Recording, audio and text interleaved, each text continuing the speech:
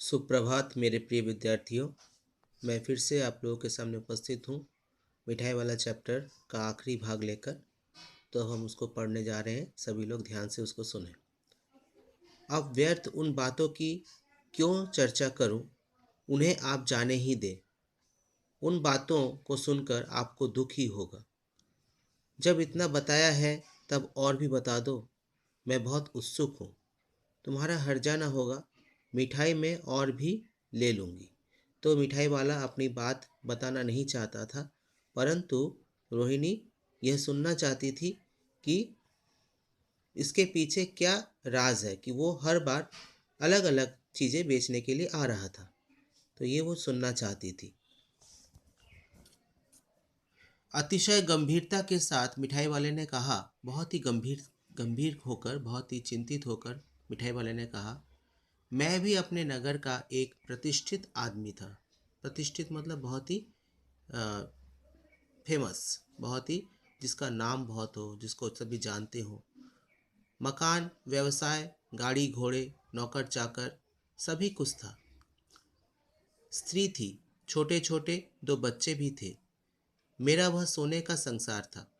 तो उसकी स्त्री थी, छोटे छोटे बच्चे थे, और उसका घर, उसका संसार, उसका जो जीवन था बहुत ही अच्छा था। बाहर संपत्ति का वैभव था, भीतर सांसारिक सुख था।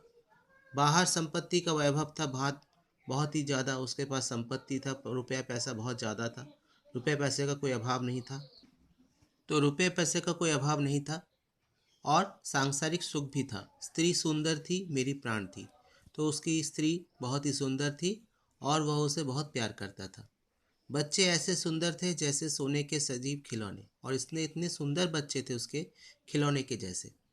उनकी अटखेलियों के मारे घर में कोलाहल मचा रहता, और बच्चे बहुत ही अटखेलियाँ करते रहते, बहुत ही शरारतें करते रहते, और घर में शोर शराबा मचा ही रहता था। कोलाहल मतलब शोर शराबा। समय की गति, विधाता की लीला। अब कोई नहीं है, तो समय के साथ साथ और विधाता की इच्छा, भगवान की इच्छा है, ऐसी हो गई कि अब उसके पास कोई भी नहीं है। दादी, प्राण निकाले नहीं निकले। तो मिठाई वाला कह रहा है कि प्राण मैं निकालना, अपने प्राण में लेना चाहता हूँ, मगर निकल नहीं रहे हैं, इसीलिए अपने उन बच्चों की खोज में निकला हूँ। मैं वे सब अंत में होंगे तो यहीं कहीं, तो यहीं कहीं होंगे। इन्हीं बच्चों में वो अपने बच्चों को ढूंढ रहा था। आखिर कहीं ना जन्मे ही होंगे, कहीं उनका जन्म भी हो गया होगा। उस तरह रहता तो घुल घुल कर मरता। अगर घर में रहता तो घुल घुल कर मरता रहता, उनकी याद सताती। इस तरह सुख संतोष के साथ मरूंगा। तो इस तरह उनकी उनको अन्य बच्चों में खोजता रहूँगा और संतोष के साथ जीवन बीत जाएगा।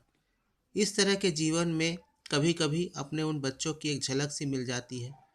तो इन्हीं बच्चों में अपने बच्चों की झलक वो पाने की कोशिश कर रहा था। ऐसा जान पड़ता है जैसे वे इन्हीं में उछल उछल कर हंस खेल रहे हैं। पैसों की कमी थोड़े ही है, आपकी दया से पैसे तो काफ़ी है। क्योंकि वो बहुत ही प्रतिष्ठित आदमी था। रुपया पैसा, रुपये पैसे की उसकी कोई कमी नहीं थी, इसलिए पैसों की कमी नहीं है उसे। जो नहीं है इस तरह उसी को पा जाता हूँ। तो जो नहीं है, बच्चे, बच्चों को वो पाना चाहता था, इसलिए हर बार कुछ ना कुछ नया कुछ लेकर बेचने के लिए आता था और बच्चों के पास ही जाता था। रोहिणी ने अब मिठाई वाले की ओर देखा। उसकी आंखें आंसुओं से तर हैं। मिठाई वाले की आंखों से आंसू आ रहे थे, रो रहा था वो। इसी समय चुन्नू मुन्नू आ गए। रोहिणी के बच्चे चुन्नू मुन्नू घर में आ गए।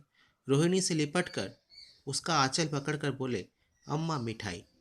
तो रोहिणी से लिपट कर बच्चे बोले, अम्मा मिठाई मुझसे लो। यह कहकर तत्काल कागज की दो पुड़ियाँ मिठाइयों से भरी मिठाई वाले ने चुन्नू मुन्नू को दे दी। तो मिठाई वाले ने चुन्नू मुन्नू को कागज की पुड़िया में मिठाइयाँ दी। रोहिणी ने भीतर से पैसे फेंक दिए। मिठाई वाले ने पेटी उठाकर कहा, अब इस बार ये पैसे न लूँगा, इस बार पैसे नहीं लूँगा। दादी बोली, अरे अरे, ना ना, अपने पैसे लिए जा भाई। तब तक आगे फिर सुनाई पड़ा उसी प्रकार मादक मृदुल स्वर में बच्चों को बहलाने वाला मिठाई वाला। तो इस तरह वो आगे बढ़ गया। उसने पैसे भी नहीं लिए और उसने चुन्नू मुन्नू को मिठाई भी दी। तो इस प्रकार से वो आगे फिर से बढ़ गया, उसका मादक मृदुल स्वर फिर से रोहिणी के कानों में आता रहा, सुनाई देता रहा, और वो आगे अन्य बच्चों से मिलने के लिए आगे की ओर बढ़ गया। तो यहीं पे ये जो पाठ है वो समाप्त हो रहा है। इस पाठ को सभी अच्छी तरह से पढ़ें, घर में थोड़ा अच्छी तरह खुद भी पढ़ें और समझने की कोशिश करें। जो सुनाया बोला गया है उसको भी अच्छी तरह से सुने। जो वीडियो में अभी जो मैंने जो कहा बोला उसको भी ध्यान से सुने, और पाठ के जो लेखक है भगवती प्रसाद वाजपेयी, इनका नाम भी याद रखें। तो आज के लिए इतना ही। अगले दिन फिर इसका अगला भाग प्रश्नोत्तर लेकर मैं उपस्थित होऊंगा, ठीक है, जो कि PDF फॉर्म में हो सकता है। धन्यवाद।